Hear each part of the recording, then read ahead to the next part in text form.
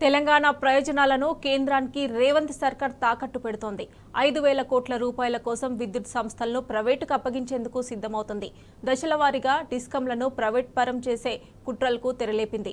ఇదే విషయమై ఇటీవల కేంద్రంతో రేవంత్ చర్చలు జరిపినట్లు తెలుస్తోంది. నిన్న సింగరేణి, నేడు విద్యుత్ ప్రైవేట్ పరం అవుతుందన్న ఆందోళనలు వ్యక్తమవుతున్నాయి. సింగరేణి బొగ్గు బ్లాకుల వేలానికి పచ్చ జెండా ఊపి వారం తిరక్కముందే విద్యుత్ వ్యవస్థను అదానీ కంపెనీకి అప్పగించేందుకు రాష్ట్ర ప్రభుత్వం సిద్ధపడింది. ప్రభుత్వ సంస్థలను ఒక్కొక్కడిగా ప్రైవేట్ పరం చేసేందుకు రేవంత్ రెడ్డి సర్కార్ కంకణం కట్టుకున్నదని రాజకీయ విశ్లేషకులు చెబుతున్నారు. విద్యుత్ పంపిణీ సంస్థల్లో ఫ్రాంచైజీ వ్యవస్థకు విద్యుత్ సవరణ బిల్లులో కేంద్రం అవకాశం కల్పించింది.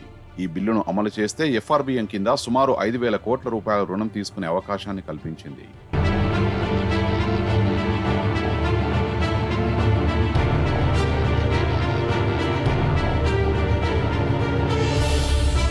తెలంగాణ రైతాంగానికి ఇచ్చిన మాట ప్రకారం ఈ విద్యుత్ సంస్కరణలు అమలు చేయనందుకు నాటి కేసీఆర్ సర్కార్ 5 ఏళ్లలో సుమారు 25,000 కోట్ల రూపాయలు నష్టపోయింది. ఇప్పుడు అలవిగాని హామీలిచ్చి అధికారంలోకి ఇచ్చిన కాంగ్రెస్ ఎఫ్ఆర్బిఎం సడలించడంతో వచ్చే 5,000 కోట్ల కోసం కేంద్రం ముందు మోకరిల్లిందని విశ్లేషకులు చెబుతున్నారు. ఒక రకంగా తెలంగాణ ప్రజలు రైతుల ప్రయోజనాల్ని కేంద్రానికి తాకట్టు పెట్టిందని విమర్శిస్తున్నారు. ఇటీవల ముఖ్యమంత్రి రేవంత్ రెడ్డి ఢిల్లీ వెళ్లి ఇదే అంశంపై కేంద్రం పెద్దలతో చర్చించారనే సందేహాలు వ్యక్తమవుతున్నాయి. రాష్ట్రంలోని ప్రధాన ఆదాయ వనరుల్ని క్రమపద్ధతిలో దశల వారీగా ప్రైవేటీకరిస్తారనే సందేహాలు కలుగుతున్నాయి.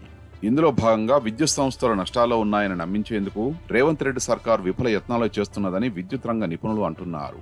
సంస్థలు నష్టాల్లో ఉంటే నాడు తలసరి విద్యుత్ వినియోగం ఎలా సాధ్యమైందని ప్రశ్నిస్తున్నారు. కావాలనే విద్యుత్ సంస్థలు నష్టాల్లో ఉన్నట్టు చూపెడుతున్న విమర్శలు వ్యక్తమవుతున్నాయి.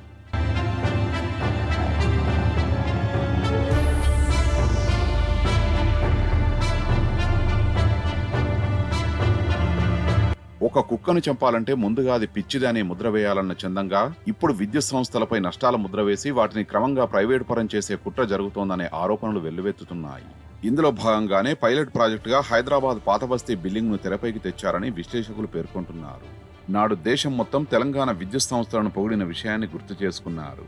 ఇప్పుడు ప్రభుత్వ పెద్దలే ప్రభుత్వ సంస్థలు నష్టాల్లో ఉన్నట్టు చూపితే రాష్ట్రానికి పెట్టుబడులు, కంపెనీలు వచ్చే అవకాశం ఉండకపోవచ్చని అభిప్రాయపడుతున్నారు.